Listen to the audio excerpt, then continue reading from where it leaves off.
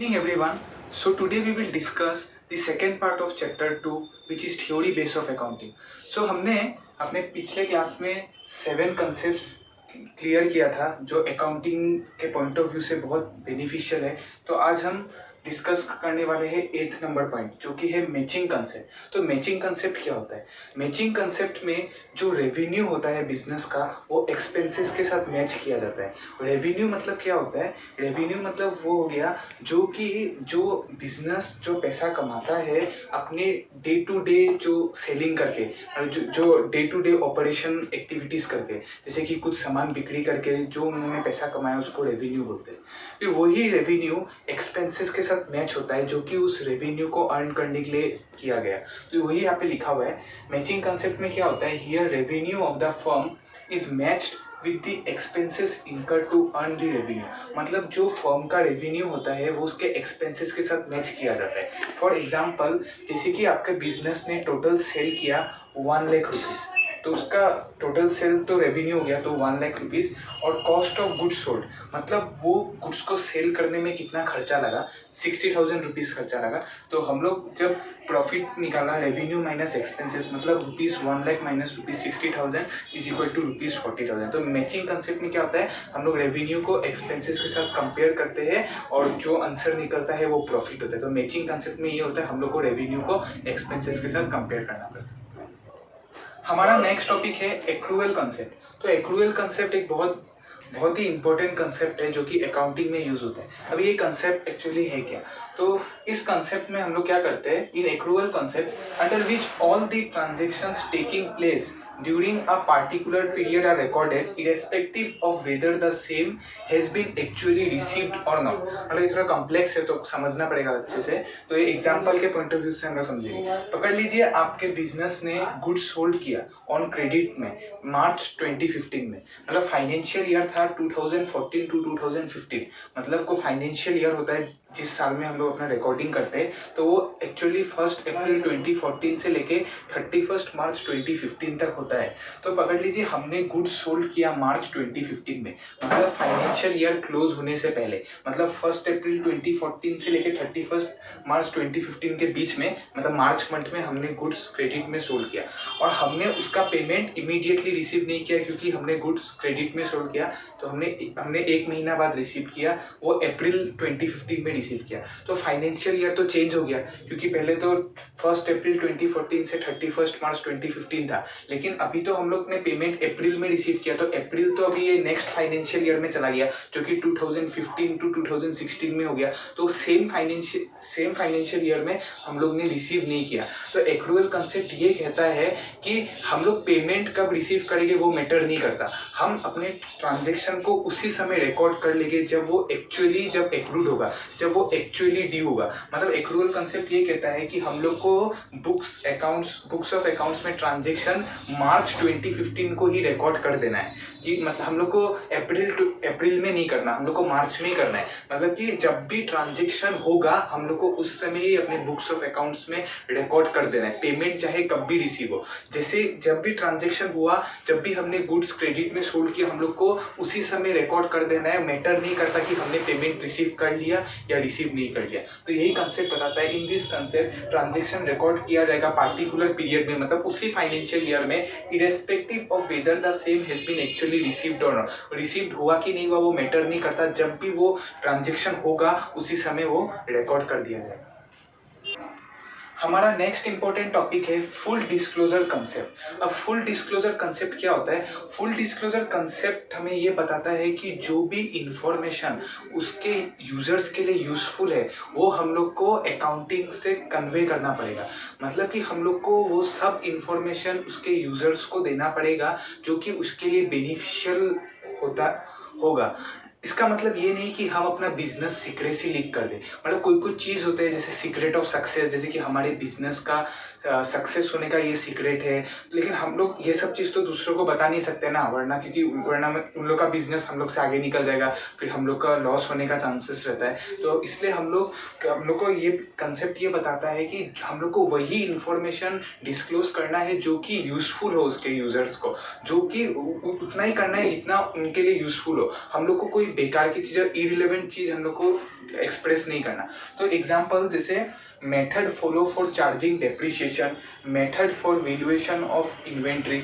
मतलब हम लोग जब भी जैसे डेप्रिशिएशन जो होता है, जो कि हम लोग फर्दर यूनिट्स में पढ़ेंगे, ये तो बस इंट्रोडक्शन है। तो डेप्रिशिएशन मतलब क्या होता है, जब फिक्स्ड एसेट्स का वैल्यू जब डिक्रीज हो जाता है डे बाय डे यूज के कारण, वो पहले जैसा नहीं रहता, उसका वैल्यू अभी कम जाता है, तो जो वैल्यू कम होता है उसको हम लोग डेप्रिशिएशन बोलते हैं। तो हम लोग डिटेल में बाद में पढ़ेंगे। तो उसको उस मेथड डेप्रिसिएशन चार्ज करने का भी दो तरीका का मेथड होता है, straight line method, reducing balance method, जो कि हम लोग फर्दर पढ़ेंगे। तो ये कंसेप्ट हम लोग को ये बताता है कि हमने जो मेथड हमने इस्तेमाल किया वो हम लोग को डिस्क्लोज करना पड़ेगा। जैसे हमने स्ट्रेट लाइन मेथड यूज़ किया तो हम लोग को बताना पड़ेगा कि हमने स्ट्रेट लाइन मेथड यूज़ किया। रिड्यूसिंग बैलेंस मेथड किया तो हमको उसको यूजर्स को बताना पड़ेगा कि हमने रिड्यूसिंग बैलेंस मेथड यूज़ करके ही अब डेप्रिसिएशन चार्ज किया। तभी उन लोग को पता चलेगा कि असल में हम लोग का अकाउंटिंग कितना रिलायबल है। एक और है method for valuation of inventory. वैसे इन्वेंट्री भी वैल्यू करने का बहुत तरीका का मेथड है, first in first out, last in first out, वो हम लोग बाद में पढ़ेंगे फर्दर यूनिट्स में। तो हम लोग को उसका भी चार्ज करने का मेथड है। तो हम लोग को ये खाली कंसेप्ट ये बताता है कि हमने जो मेथड यूज़ किया वो हम लोग को हम लोग को अपने अकाउंटिंग करते वक्त बताना है, जिससे कि उसके यूजर्स को बेनिफिशियल। नेक्स्ट इंपॉर्टेंट टॉपिक है कंसिस्टेंसी कंसेप्ट। अभी कंसिस्टेंसी कंसेप्ट हम लोग को ये बताता है कि हमने जो अकाउंटिंग पॉलिसी इस ईयर फॉलो किया वो हम लोग को नेक्स्ट सब्सिक्वेंट ईयर में भी वही पॉलिसी फॉलो करना है। अभी ये पॉलिसी कंसिस्टेंसी कंसेप्ट फॉलो करने का फ़ायदा क्या है, मैं पकड़ लीजिए कि आपने अगर इस साल जो अपने जो प्रीवियस टॉपिक था जिसमें मैंने बताया था कि जैसे कि हमने स्ट्रेट लाइन मेथड फॉलो किया, तो हम लोग को बताना पड़ेगा कि हमने स्ट्रेट लाइन मेथड फॉलो किया, डिस्क्लोज करना पड़ता है जिससे उसके यूजर्स को बेनिफिशियल हो।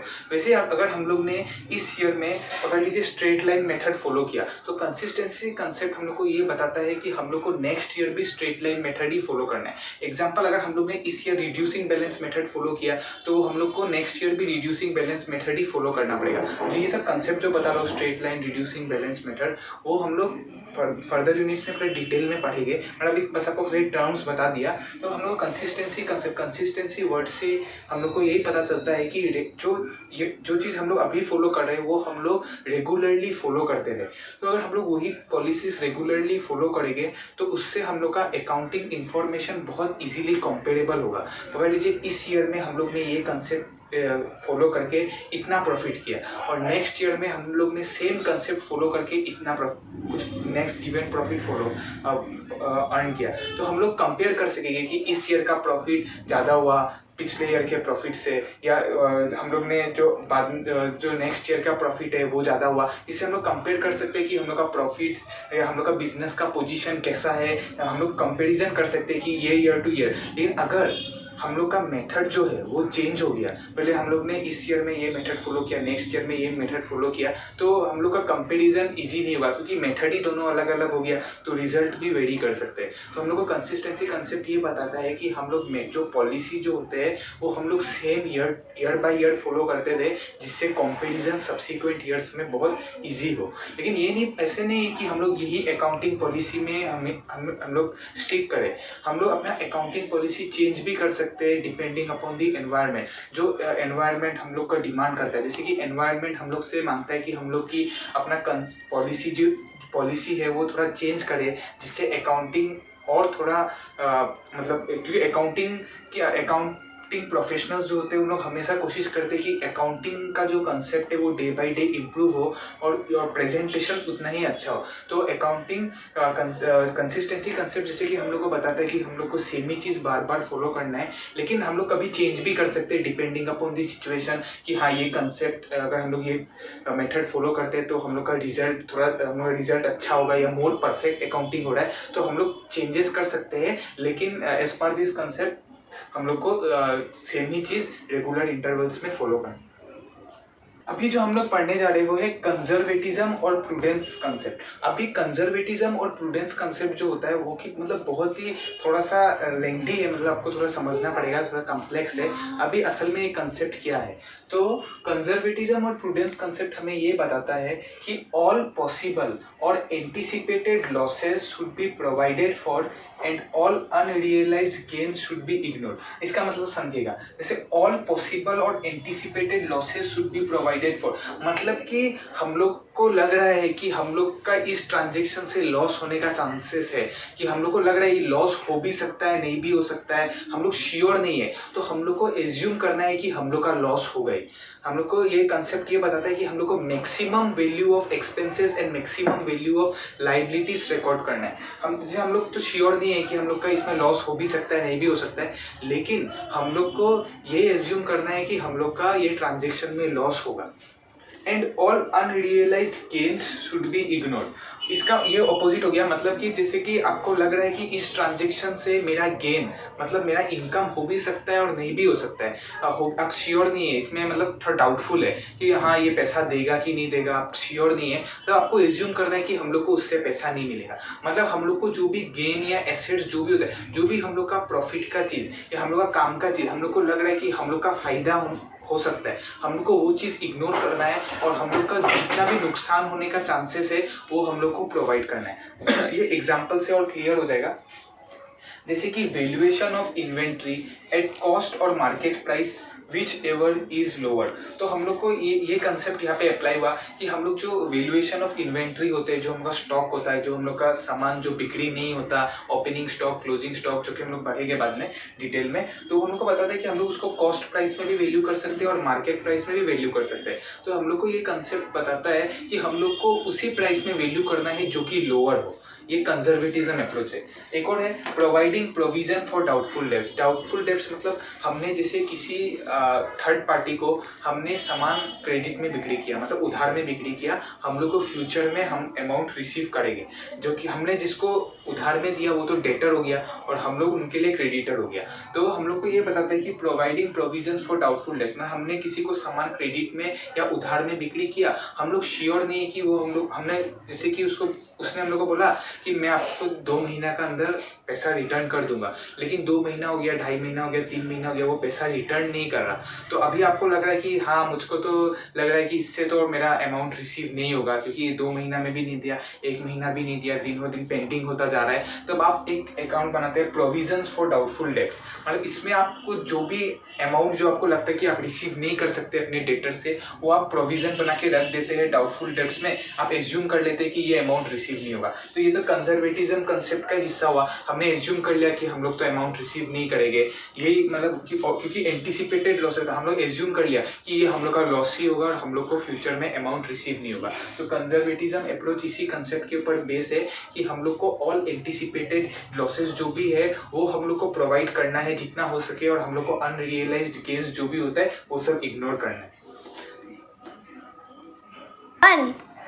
नेक्स्ट कंसेप्ट है मेटेरियलिटी कंसेप्ट। मेटेरियलिटी कंसेप्ट मतलब क्या होगा, relative importance of an item. इसका मतलब क्या हुआ, बिजनेस में ना 2 तरीके के आइटम होते हैं, एक तो होते हैं मटेरियल और दूसरा होता है इमटेरियल। तो ये कंसेप्ट हम लोग को बताता है कि हम लोग को वही आइटम रिकॉर्ड करना है जो कि मटेरियल हो, मतलब जो कि बिजनेस के लिए इम्पोर्टेंट हो। हम लोग को जो भी आइटम जो कि बिजनेस के लिए इम्पोर्टेंट नहीं है, या जो भी हम लोग अकाउंटिंग में कुछ भी हम लोग कन्वे कर रहे हैं, वो अगर थर्ड पार्टी या कोई दूसरे पार्टी के लिए अगर वो इमटेरियल है, मतलब काम की नहीं है, तो वो हम लोग को रिकॉर्ड नहीं करना। एग्जाम्पल से और क्लियर हो जाएगा। Example, purchase of a calculator for office use may be an asset for a small firm and an office expense for a large firm। मतलब पकड़ लीजिए एक फर्म ने कैलकुलेटर परचेज किया, तो ये जो स्मॉल फर्म है, मतलब जिस फर्म का ज़्यादा कैपिटल इन्वेस्टमेंट नहीं है, वो फर्म छोटा है, मतलब ज़्यादा ग्रोथ नहीं हुआ, तो उस फर्म के लिए वो कैलकुलेटर परचेज करना एक एसेट होगा, क्योंकि उस फर्म के लिए एक बहुत बड़ी बात है कैलकुलेटर परचेज करना, क्योंकि कैलकुलेटर परचेज करने में जो खर्चा उसके बिजनेस से लगेगा वो उसके लिए मैटर करता है। मतलब कैलकुलेटर का प्राइस जो उसको पे करना पड़ेगा वो बिजनेस के लिए मैटर करता है, क्योंकि वो बिजनेस अभी स्मॉल है या ज़्यादा उसके अंदर अभी कमाई नहीं है, या अभी तक वो लार्ज नहीं हो पाया। तो ये कंसेप्ट हम लोग को ये बताता है कि purchase of a calculator for office use में बी एन एसेट। तो स्मॉल फर्म उसको एसेट के तरीके से ट्रीट करेगा। लेकिन and an office expense for a large firm, लेकिन लार्ज फर्म के लिए वो purchase of calculator office expense हो गया, उसके लिए वो एसेट नहीं है। पर क्योंकि वो लार्ज फर्म है तो कैलकुलेटर तो ज़्यादा प्राइस नहीं लगता कैलकुलेटर का, तो लार्ज फर्म के लिए कोई नॉर्मली एक्सपेंस हो गया। जैसे कि कुछ सामान खरीदा तो उसको लगे हाँ कैलकुलेटर भी एक सामान है, मैंने खरीद लिया, तो वो बिजनेस, तो ये हम लोग कंसेप्ट हम लोग को यही बताता है कि जो मटेरियल चीज़ है, मतलब जैसे कि स्मॉल फर्म के लिए कैलकुलेटर मटेरियल है, तो वो हम लोग को वो चीज़ अपने बुक्स ऑफ अकाउंट्स में एक्सप्रेस करना पड़ेगा या करना पड़ेगा। जो भी चीज़ मटेरियल है वही हम लोग को रिकॉर्ड करनी है, और जो चीज़ इमटेरियल है वो हम लोग को रिकॉर्ड नहीं करना। लास्ट अकाउंटिंग कंसेप्ट जो कि हम लोग डिस्कस करने जा रहे हैं वो उसका नाम है ऑब्जेक्टिविटी कंसेप्ट। ऑब्जेक्टिविटी कंसेप्ट हम लोग को ये बताता है कि जो हम लोग ने अकाउंटिंग किया है वो डेफिनेट होना पड़ेगा, वेरीफिएबल होना पड़ेगा, लैक ऑफ बायसनेस होना पड़ेगा और रिलायबल होना पड़ेगा। इसका मतलब क्या हुआ कि जो भी हमने अकाउंटिंग किया है वो डेफिनेट होना पड़ेगा, मतलब कि सही होना पड़ेगा कि हम लोग जो कर रहे हैं वो डेफिनेट है, जो कि मतलब कुछ हम लोग एक स्टैंडर्ड सेट किया, मतलब एक प्रोफेशनल वे में हम लोग को करना पड़ेगा अकाउंटिंग। वेरीफेबल मतलब जो भी हमने अकाउंटिंग किया है वो वेरीफाइड हो सके, मतलब जैसे कि हमने अकाउंटिंग इस तरीके से किया तो हम लोग का कुछ सोर्स होना पड़ेगा जिससे हम लोग वेरीफाइड कर सके कि ये जो अकाउंटिंग हमने किया है वो सही है या गलत, तो हम लोग का अकाउंटिंग वेरीफेबल होना पड़ेगा। रिलायबल मतलब जो भी हमने अकाउंटिंग किया है वो रिलायबल होना पड़ेगा। रिलायबल मतलब जो कि इंफॉर्मेशन हम लोग कन्वे कर रहे हैं वो उसके यूजर्स के लिए रिलायबल हो मतलब यूजर्स उसमें भरोसा कर सके, हाँ ये जो अकाउंटिंग इंफॉर्मेशन बिजनेस कन्वे कर रहा है ये रिलायबल है और सही है, और हम लोग इस पे विश्वास करके अपना बिजनेस, हम लोग इनके बिजनेस में इन्वेस्ट कर सकते हैं या इनको लोन दे सकते हैं। तो उसके लिए जो भी हमने अकाउंटिंग किया वो रिलायबल होना पड़ेगा। लास्ट है लैक ऑफ बायसनेस, मतलब जो भी भेदभाव नहीं होना पड़ेगा जो कि हम लोग अकाउंटिंग करते हैं, कि मतलब जैसे कि बायसनेस हो गया, जैसे कि हमने ये अकाउंटिंग अपने मर्जी से कर दिया कि हम लोग अपना प्रॉफिट थोड़ा ज़्यादा दिखा सके, ज़्यादा तो नहीं, प्रॉफिट हमेशा कम दिखाते हैं कि हमको टैक्स कम देना पड़े, तो उसके लिए हम लोग का जो अकाउंटिंग होता है वो हम लोग को उसी तरीके से करने की उसमें कोई बायसनेस ना हो, ट्रू हो, और उसमें कुछ आपका फर्क ना है, कि मतलब जो भी हम लोग कर रहे हैं वो हमेशा ट्रू हो, ट्रू फैक्ट पे बेस्ड हो, और जो हम लोग अपने कन्वीनियंस के लिए उसको वेरी ना करें। तो हमने अभी तक अपने क्लास में तक 14 कंसेप्ट डिस्कस कर लिए जो कि अकाउंटिंग एंटिटी कंसेप्ट से स्टार्ट होकर ऑब्जेक्टिविटी कंसेप्ट पर खत्म हुआ। जो भी हमने अकाउंटिंग कंसेप्ट पढ़ा वो हम लोग को अकाउंटिंग करते वक्त अप्लाई करना पड़ेगा, जिससे कि हम लोग का अकाउंटिंग स्मूथ हो, करेक्ट वे में हो। ये जो हमने कंसेप्ट पढ़ा वो कि बहुत ही स्टैंडर्डाइज्ड बॉडी, जो कि बहुत बड़े ज्ञानी लोग सब जो ऊपर अपर चेयर में, जो बहुत अपर लेवल में है, उन लोग ने बनाया है, और उन लोग ने कुछ सोच समझ कर ही ये कंसेप्ट बनाया होगा, और वो चाहते हैं कि हम लोग जब भी अपना अकाउंटिंग करें तो इसी कंसेप्ट के बेस पे करें, इसी कंसेप्ट को ध्यान रख के करें, जिससे कि हम लोग का अकाउंटिंग स्ट्रांग हो। ये हम लोग को बेस प्रोवाइड करता है जिससे हम लोग अपना अकाउंटिंग को बहुत स्मूथ और अच्छे से कर सके। तो इस चैप्टर में अभी तक हम लोग ने थ्योरी पढ़ा कि अकाउंटिंग प्रिंसिपल मतलब क्या होता है, जनरली एक्सेप्टेड अकाउंटिंग प्रिंसिपल्स मतलब क्या होता है, उसका इंपॉर्टेंस क्या है, हम लोग को क्यों फॉलो करना चाहिए। हमने डिफरेंट कंसेप्ट्स के बारे में पढ़ा। हम लोग अभी अपने नेक्स्ट पार्ट में जब हम लोग करेंगे तो हम लोग अकाउंटिंग स्टैंडर्ड्स, अकाउंटिंग कन्वेंशंस के बारे में, डबल एंट्री सिस्टम, वो सब के बारे में डिस्कस करेंगे, जो कि हम फर्दर यूनिट में करेंगे। तो ये चैप्टर का अगर आपने जो 14 कंसेप्ट्स पढ़ा वो आपको अच्छे से समझने आना चाहिए, तभी आप अकाउंटिंग कर पाएंगे, क्योंकि यही थ्योरी बेस है अकाउंटिंग का, जो कि अकाउंटिंग करते वक्त बहुत यूजफुल होता है। So thank you.